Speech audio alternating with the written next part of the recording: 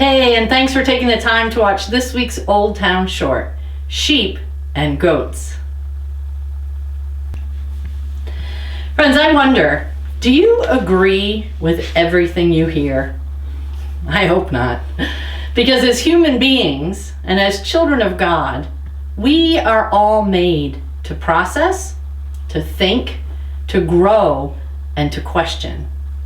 And to be honest, our lives and our faith are stronger when we don't simply believe what we've always been told, but when we take time to truly think about it. There are many stories in the Bible that I remember really struggling with as a child. At that time, I had no seminary training. Heck, I was just a young kid. I had little life experience. But even back then, there were stories that I was told that just didn't sit right with me. And they didn't feel like the right thing to say or to do. Even as a child, I knew in my heart that they made me feel uncomfortable. But they were part of the Bible, so I believed them and I tried to follow them. As I got older, I learned that the Bible is more of a guidebook than a book of hard and fast rules. It's a gathering of stories, some historical and some fictional, that have helped people on their journey through life to live better and stronger lives. But the older I get, the more I find that some stories teach me what to do, while others teach me what not to do. One of the things that I struggle with the most in today's society are the labels and the things that divide us. The groups and the opinions, the social classes and the political parties, our age, our marital status, our sexual orientation, our likes, our dislikes, and our religion. As children, we don't know prejudice, and we don't see or understand the difference between us and our neighbors. But as we grow older, we start to worry about who we are and how we'll fit in.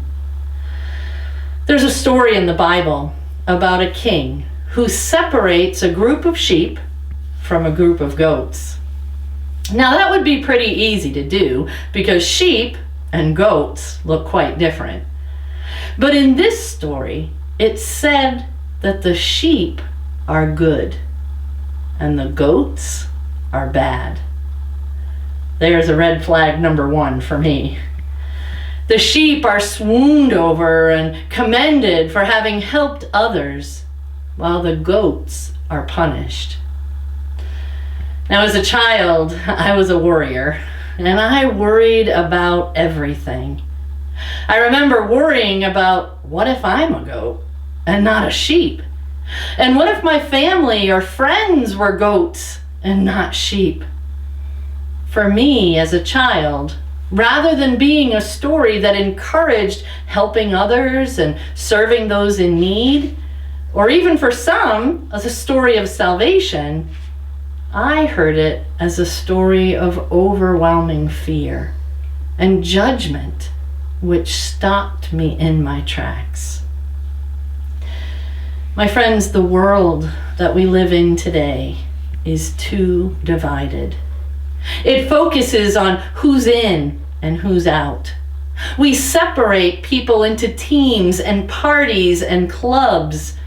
We're divided by our priorities and our opinions, our passions, and the places we work and live and worship. Like the sheep and the goats, we're put into one camp or another. Sometimes it's our race or our color or our ethnicity.